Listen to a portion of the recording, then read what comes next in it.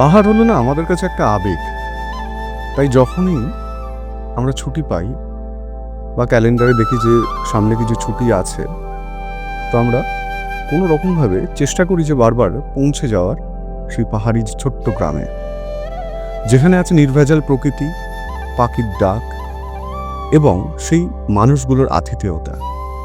সেই কারণেই আমরা বারে বারে ছুটে যাই পাহাড়ে। তাই এবারের গন্তব্য ছিল রেনবো ভ্যালি। বৃষ্টি ভেজা পাহাড়ি পথ এক আলাদাই সুন্দর। চারিদিকে কেউ নেই, সমানতালে বৃষ্টি পড়ে চলেছে পাহাড়ের বুকে। দূরে পাহাড়গুলোতে মিটিমিটি আলো দেখা যাচ্ছে। আমরা এগিয়ে চলেছি, চারিদিক জনমানব শূন্য, আর আমাদের সাথে এগিয়ে চলেছে দার্জিলিংয়ের সেই বিখ্যাত ন্যারো গেজের টয় ট্রেনের লাইন। এ এক আলাদাই অনুভূতি, ভাষায় প্রকাশ করা যায় না। এইভাবে যে পথ কখন হোমস্টে অবধি পৌঁছে দিল তা ধরতেই পারলাম না।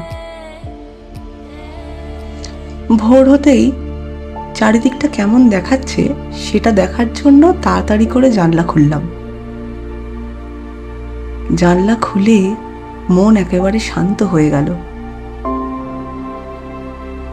চারিদিকটা সবুজ, অনেক দূর অবধি দেখা যাচ্ছে, আর চা বাগান তখন ভোরের আলোতে খিলখিলিয়ে যেন হেসে উঠছে।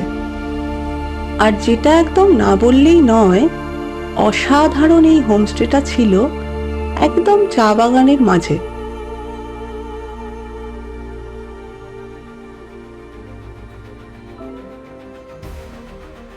বেরোবো এবার জঙ্গল হাইকিংয়ে। উদ্দেশ্য ইন্দ্রাণী জলপ্রপাত বা রেনবো ফলস। এই ওয়াটারফলসটা আমাদের হোমস্টে থেকে 5 কিলোমিটারের দূরত্ব, টোটাল আসা এবং যাওয়া মিলিয়ে।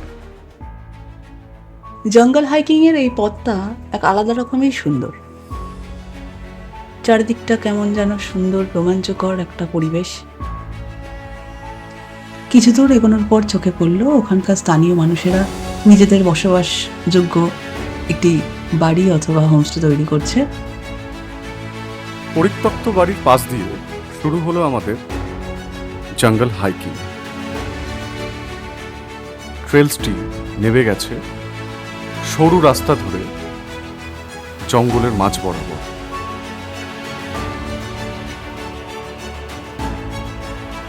ক্যানোপির চাদরে মোড়া এই রাস্তাটি অদ্ভুত সুন্দর।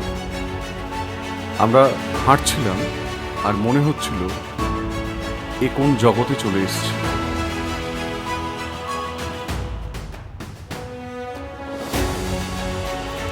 কিছু দূর এগোতেই চোখে পড়ল একটি পরিত্যক্ত ব্রিজ।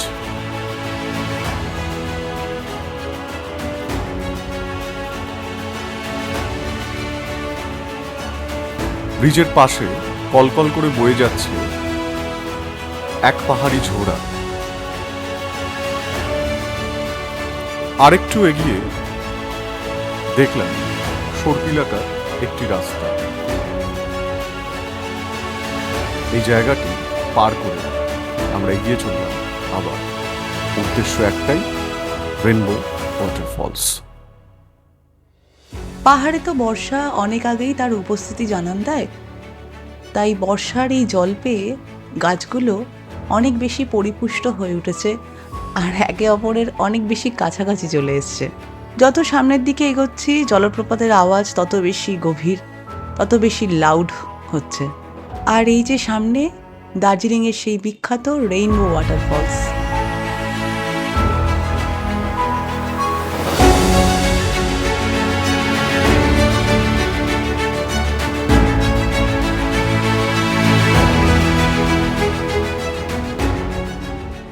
জঙ্গলপথ সবসময় আমার কাছে প্রকৃতির হাত ও আদর বলেই মনে হয়। আবার সেই একই পথে ফেরবার পালা, তবে এবার চড়াই।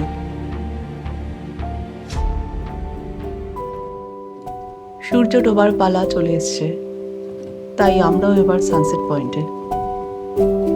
শুধু মনে হচ্ছিল সূর্যাস্ত মানে দিনটি শেষ নয়, একটি নতুন দিনের শুরু। আস্তে আস্তে সন্ধে নেমে এলো,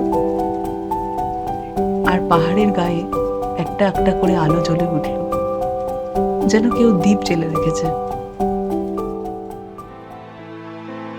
এবারের জার্নি এতটুকু। আবার কোথাও দেখা হবে অন্য রকম অন্য কোনো গল্প নিয়ে।